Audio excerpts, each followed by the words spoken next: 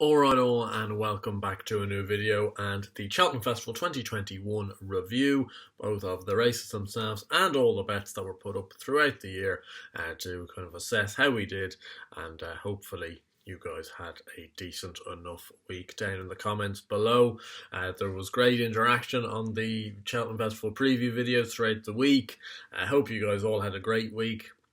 We're here on the Monday morning, and if you feel a little bit flat, you always do for a week or two after Cheltenham, then you get into it again with Aintree and the likes of that. So it's just a little bit of a kind of flat patch now, like where you're there going, oh, it's so long until we're back at it again for Cheltenham. I know some people like to get delving into the anti-post markets almost immediately. I usually hold fire for a little bit, but I can see the appeal to going in again for next year with everything so fresh in your mind. But anyway, it was a great week. Overall with the bets. They did pretty well. Which is more so a relief than anything else. Like, I know, and I say it a lot of the time, that I'm not a tipster, and I am here just to preview videos.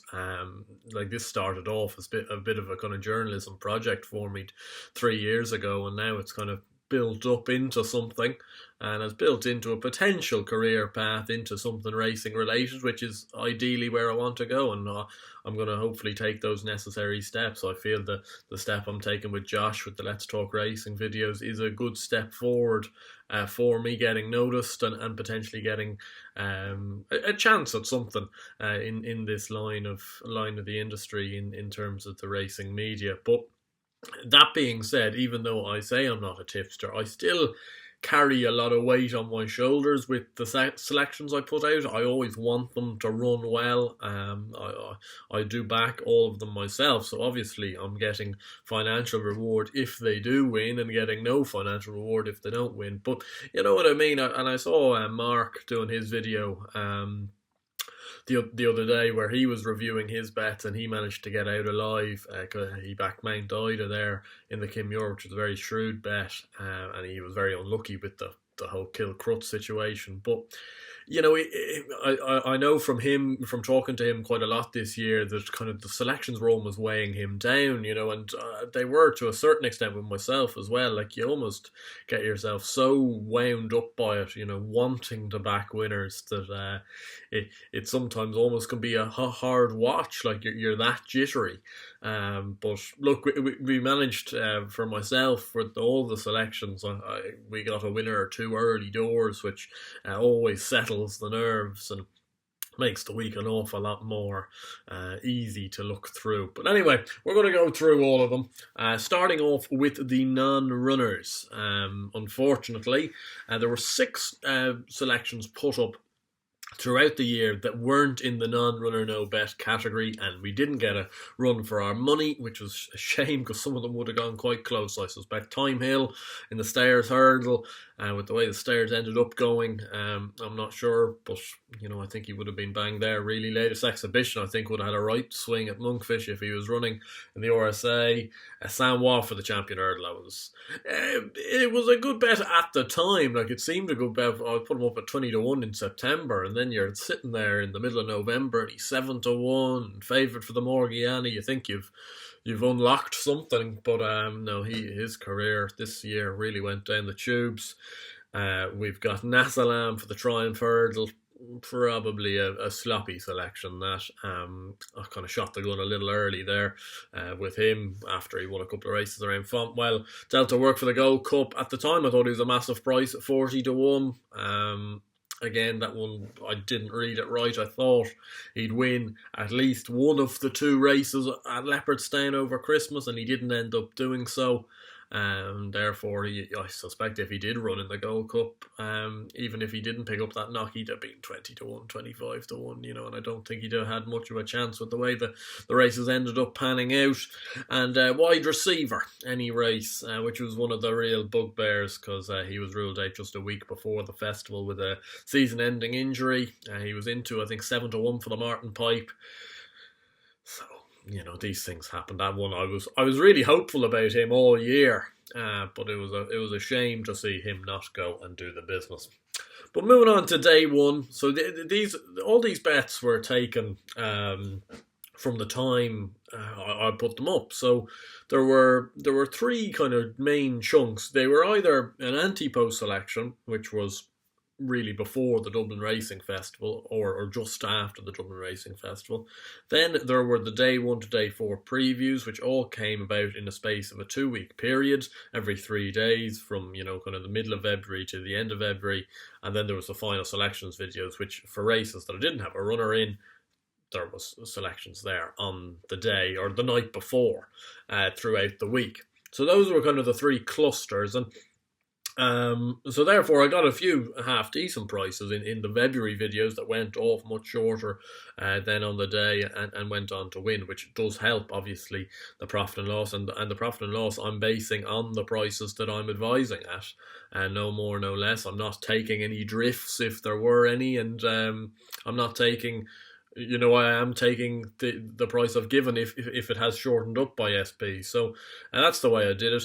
Also, just one thing I would like to say, and just before we rattle through the days, which I won't take too long doing, is just be a little bit sympathetic for guys like myself, Mark, Gary, the lads on the finishing line, Josh, all these guys that are doing Cheltenham Bet and stuff like that, all these guys that are doing Cheltenham Festival videos.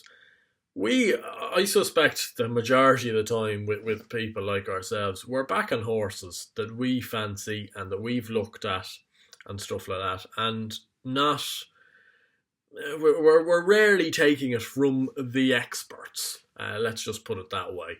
And I see, though, quite a lot of comments doing the rounds, like when you've had a decent winner and you're there going, oh, well, no, your man said it and he's just nicked it off him. And the prime one being for me this week being Mrs. Milner with the whole Kevin Blake situation. And Kevin Blake has gone and napped him up on the At the Races, or napped her up on the At the Races preview evening. Now, he has balls of steel. I'd have never napped her up for the race. But because he's done that, I think people...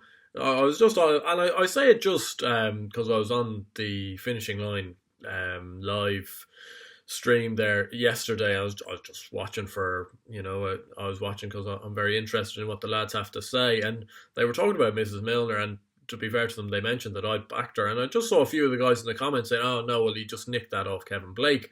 And I get frustrated by that, and I get frustrated just for myself, and I suspect other guys do. I know Tom from the finishing line was saying this year he almost couldn't watch Upping the Ante because he felt he'd be, pinned for, you've nicked tips off Gavin Lynch or David Jennings or these guys, and really it's not the case. Like, I've mentioned Mrs. Milner 2 or 3 times throughout the year. I actually watched back some of my videos. I mentioned them in my handicap video in late January. I mentioned her when I was talking about her in the Dublin Racing Festival, that she'd go for the per temps and wouldn't be without a chance, and then ended up putting her up in the handicap video on the 5th of March. So, these things just happen. But it's just something that I kind of wanted to say, just for all the guys. We're not, like I suspect with an awful lot of us, we value, the opinion of some of the professionals, but we're basing an awful lot of this on our own opinion, and opinions we've had throughout the year ourselves, and it's just something to bear in mind. So don't just jump the gun and expect just because somebody's had a decent priced winner for anyone really, that they've kind of just taken it off somebody else, because it's usually not the case. But anyway, moving on to day one, and we had 15 runners in the end on day one, and we had 3 winners and 5 places. The 5 places being Captain Guinness. And I know you'll probably be like, oh, well, he didn't place, but I put him up in February at 25 to 1 each way. The each way markets in February for the Arkle were 3 places, and it doesn't matter whether the race cuts up to 3 runners. You still get paid out on those 3 places, and I had him at 25 to 1. He was never really winning though, was he? I had I Right at 6 to 1, 7 places in the Ultima. Probably didn't need 7 places with him, but he came 3rd, ran an honest enough race. But I did need the 7 places on Discordantly for Robbie Power and Jessica Harrington, who came 6th and ran a very nice race at 14 to 1. Then we had Hugh Gree at 6-1 in the Fred Winter, who ran a grand race, but I don't know. He was just quite free, and he didn't end up getting home, and these things happen. And we also had Sharjah at 10-1 in the Champion Hurdle. The Champion Hurdle went kind of completely to plan. I thought Honeysuckle would win and Sharjah would run well and potentially chase her home, and that's what ended up happening. The three winners were appreciated at 7-4 for the Supreme. It was absolute demolition job. Honeysuckle at 5-2 for the Champion Hurdle, which ended up looking a great price. And then the Piaster on day one was Black Tears getting up to win the Mares Hurdle at 33-1. Just one of those. Again, I backed Black Tears, and I put my hands up. I was backing Black Tears and hoping that the race was going to end up being like the Arkle, and that there was going to be 6 runners or 7 runners on the day, and she'd have a good chance of finishing in the 3. I thought at the time I put her up in February, I didn't think Roxana would run here. I didn't think Damn to Company would run here.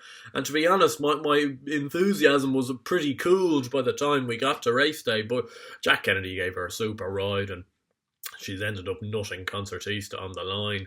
Concertista, I think, is just a little bit windy over 2.5 miles, and I've expressed those concerns throughout the year. I just think she wants a really strongly run 2-mile race, and I still believe that.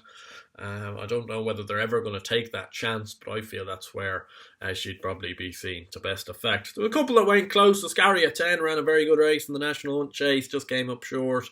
In third, there was a couple of stinkers in there. Blue Lord obviously would have placed in the Supreme. We put him up each way. That was a shame that he came down. Frankie Laporte without, never raised a gallop. These sort of things do happen. We had Concertista up as a kind of a saver almost, because I didn't think by the day, I really didn't think she was going to get beat, but I was hoping Black Tears might chase her home. But Black Tears winning probably was a lot better for us. So overall with that, if you were going by points, which we're going to base this on, it was plus 20.7 points on day one, just day one alone, which if you put that into a tenner stake was 207 quid. Day two, we had 13 runners. We had 3 winners, but nowhere near the prices, and 2 places. The 2 places both coming in the cross-country race. Some neck at 14s and Alpha Des Obeaux at 20s. I know Alpha Des Obeaux you actually could have easily gotten at, I think 25-1 on the day, but I'm only taking 20s because I only put them up at 20s. And the 3 winners, now one you could barely count being Monkfish, but I put Monkfish in because in the P&L, because I put him up as a selection, and before you think, oh geez, suiting yourself, I put Envolen in as well, and that's a -1, stuck to the name. So Monkfish at 4-7, he went off 1-4. I didn't think he was very impressive at all. I know the times would indicate he still ran a very good time and all that. I don't doubt for a second Monkfish is an absolutely class horse. I've thought that, that the races at Leopardstown, I don't think I've ever seen as polished performances as a novice chaser than at Leopardstown, but he'd certainly want to be brushing up his jumping, and I suppose at least it put a few coolers on the fact that if he'd gone around and run in the Gold Cup as a novice and jumped like that, he would have finished absolutely nowhere. There's no getting away from that. You can't argue against that with the way he jumped. But it was a shame latest exhibition wasn't there to maybe give him a race, but these things happen. Bob Ollinger, absolutely class in the Ballymore, put up 15-8 as a saver selection. I will admit to that, and there were a couple of savers that won for me this year, but I was really more keen on Brave Man's Game, but the English novice hurdle form was brutal all week, and this one was no different. He was probably their best performance in any of these novice hurdles, and he was absolutely slapped around by Bob Ollinger, who at least confirmed my belief that he was better than Gallard de Menil, and he looks a fair tank, Bob Ollinger, going forward for next year's Marsh Novices Chase. And Sir Gerhard in the bumper 3-1. I put him up when he was initially actually with Gordon Elliott, and now trained by Willie Mullins, given a peach of a ride from Rachel Blackmore. Winning the champion bumper from the front is much harder than it seems. I thought it was a very good performance, and I think he's a very good horse. So to overall, day 2, we had a small loss. It was actually bizarre. We had a loss of £1 or minus 0.1 points. So €1 or minus 0.1 points. So it was the only day we were down, and we were down £1. Day 3, 14 runners, 3 winners, 2 places. 2 places being a Styrian Forlange at 25-1, who actually ran a great race. And I have it down here as SF. And that's going to confuse me. Sorry, Shantou Flyer. Christ, how could I forget Shantou Flyer? I put up 16-1 in the handicap video. Now, obviously, I wanted Run Wild Fred to run back then, but he was 16-1, and he's like this every year, where he goes off much shorter than he should be on the day, but you know, he's 16-1 around a week or two beforehand. He's always likely to run into the frame, and he did so, coming third. Ran a very good race. The 3 winners were good winners. Mrs. Milner 25-1 for the Pertemps. A little bit annoyed I didn't put her up earlier when you could have got 33s. The only reason I was holding out on her was I wasn't sure whether she was going to go over or not. But I knew they did fancy her quite a bit, and she went and did the business for Paul Nolan, and all my Paul Nolan propaganda finally was justified, and there was justice with Mrs. Milner. Allaho at 12-1 for the Ryanair, put up in September time, one of the very long-term anti-post picks I put up. That was brilliant, absolutely brilliant. He was a demolition job of the other horses in that. He was making the other horses make mistakes. He was going pretty quick, it seemed, and still hit the line pretty hard. And be interesting to see how they do it with this 2-mile sort of experiment they're going to potentially entertain at Punchestown. I wouldn't be sure whether he's quite got the pace for 2 miles, but if he jumps as well, he wouldn't be without a squeak. And the Shunter at 5-1 for Jordan Gainford and Emmett Mullins, who won the plate, and I backed him only, win only at 5-1. I'm glad I did, because obviously it gets you a few more points, and he did end up going off 9-4. He was very well backed on the day, and did the business accordingly. So day 3 was another brilliant day, plus 21.3 points, or 213 quid if you give that to a tenner level stake.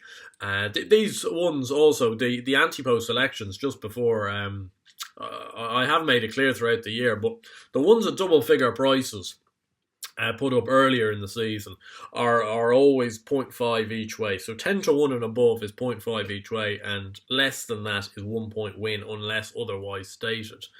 So obviously come the festival videos, I had like Hooghry each way, even though he was 6-1. But as much as it helps you in terms of what we'll see in a minute's time with Ellie May, it helps you because, theoretically she goes in places at 10-1. It doesn't, because otherwise I'd had a point win on Allaho at 12s, which would have got you 12 points. Instead, you're getting, off the top of my head, around 8 points profit, I think, for a 12-1 winner, or 7 or something like that. And that's completely me taking that off my head. It might only be 7.5.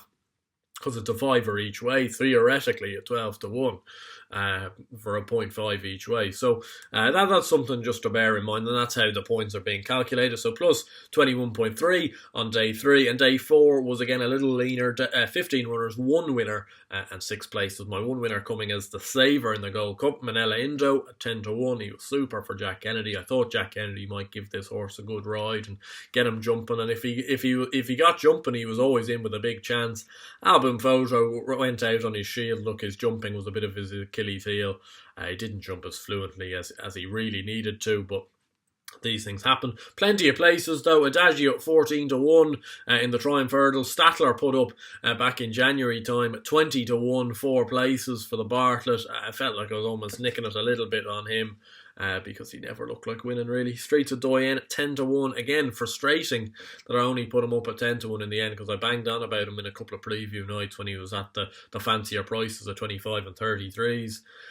We had Ellie May, obviously, at 10-1 for the Mare's Chase, and we had Shattered Love at 11-1 for the Mare's Chase. Both of them placed, and Staker Wallace placed at 9-1 in the Fox Hunters. Unfortunately, it came to pass. Made a very bad mistake early and was on the back foot, even though Richie McLernan tried to get the horse involved in the race. He was always on the back foot. So not a massively productive day 4, but we still came out of it with a profit of 2.5 points, or 25 quid to a tenner stake. which left us overall throughout the 4 days with a profit of 44.4 points or 444 quid to a tenner stake. But taking off obviously the 6 non-runners throughout the year that I stated right at the start, it leaves us with a profit of 38.4 points or €384 to a tenner stake, or however you guys do your points. I'm very happy with it, to be honest. I don't want to blow my trumpet because, to be honest, throughout the winter, like on week-to-week videos, I've been poor enough, actually. Saturdays have been hard. I found it hard, like in January and February, with my day-to-day stuff that I do on Twitter, and obviously, as I say, these weekend previews, I've really found it hard to wash my face. I've been struggling, and it's just nice that it's come together on a week like Cheltenham. It doesn't always happen like that. I remember this time last year, I think I came out of the festival with a profit of 2 points or 2.5 points overall, and I was happy. I was very happy. The one thing I learned from last year was that I backed an awful lot of non-runners anti-post. I think I put up around 20. I ended up having, I think, 10 that I put up before kind of non-runner no bet came into play. As for the previous year, I put up 20, 25, and only 5 of them ended up running. So you're starting the week minus 20 rather than minus 6. Minus 6 you can kind of get over, especially if you manage to have a winner like Black Tears or Mrs. Milner. And those are the ones that skew the kind of the results your way, when you're backing that type of a winner at 33s or 25s, they really, really do help. And then you add in a Manila Indo at 10s and Allo at 12s and even the Shunter at 5s, they're nice winners to get and they boost the coffers alongside of plenty of placed horses in there as well. Throughout the 4 days, 10 winners, there was 15 places as well. So 10 winners, 15 places from 28 races, not to be sniffed at.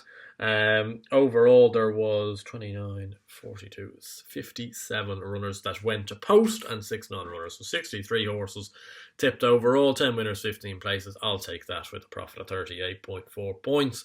Hope you guys have enjoyed the Cheltenham videos. First and foremost though, win or lose, I'm going to keep doing them, obviously. I do really enjoy them. I love the interaction. I love doing them I love doing the other videos with Josh and anyone that has me on. And some people will know I'm usually on almost everyone's channel at this stage doing the rounds. But that's because I love talking about racing. And if people want to have me on, I'm more than happy to go and do so. I really do love it. So I hope you guys have managed to have a good week. You might let me know how your week went down below. What was your best winner? What was your worst loser? For me, even though I didn't have that much money on him, I was crushed by Chacun Poursois losing. I really thought he'd win. And that was a hard one to take. So it was probably my most agonising loser of the week. The combination between Mrs. Milner and Black Tears for the best moment of the week punting wise.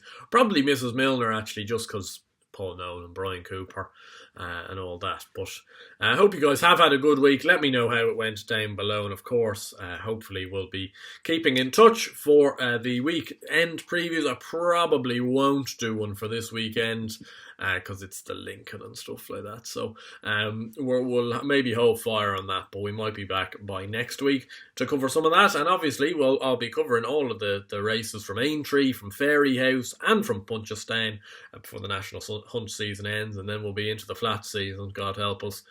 So we'll hopefully have to land a couple of winners over the next couple of National Hunt festivals to try and boost a couple of the coffers for the flat season that more than likely will lose all that money for. But hope you have enjoyed it. Hope you've enjoyed all the content this year.